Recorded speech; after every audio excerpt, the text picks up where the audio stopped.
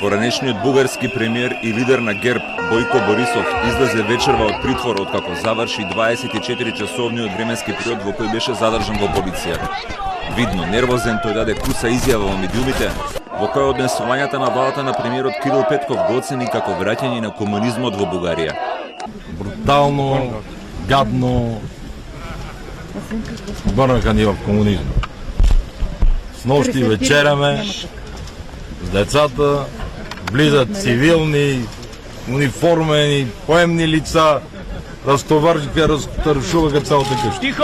Беше ли ви Дворове, повдигнато никакво обвинение, ништо. Борисов изрази загриженост дека наредниот пат може и да биде убиен. Од притвор вечерва беа ослободени и поранешниот министер за финансии Владислав Горанов и советничката за медиуми на Борисов Севдалина Арнаудова. Од бугарската полиција информира дека нивната операција била спроведена со целосно почитување на законот и правата на лицата против кои се преземени процесни и истражни действија.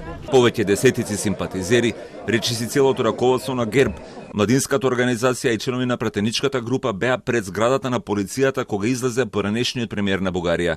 Премиерот на државата Кирил Петков на Фејсбук го искоментира тоа што се случува со зборовите "Никој не е над законот". Актуелниот министер за финансии Асен Василев изјави дека властите работеле врз основа на информација од бугарскиот бизнисмен во Азил Васил Бошков, чиј лукративен бизнис со лотарија бил национализиран 2020 година.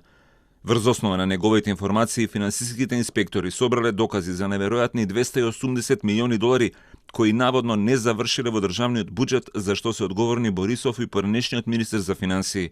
Приведувањата следуваат откако главниот европски обвинител романката Лаура Ковеси при посетата на Бугарија соопшти дека европските обвинители отвориле 120 истраги за измама во Бугарија поврзани со европските пари, за јавни тендери, субвенции во земјоделството, градежната индустрија и средствата доделени за справување со пандемијата коронавирус. Бескомпромисната Ковеси апелираше до бугарските власти да се здружат со европските обвинители, вклучувајќи и за некои од најчувствителните случаи. Борисов, кој 3 пати беше премиер на Бугарија во периодот од 2009 до 2021 година, поднесе оставка откако партијата на актуелниот премиер Кирил Петков продолжуваме со промените победи на изборите минатата година со ветување дека ќе се бори против широко раширената корупција во земјата која го блокираше патот на Македонија кон Европската унија.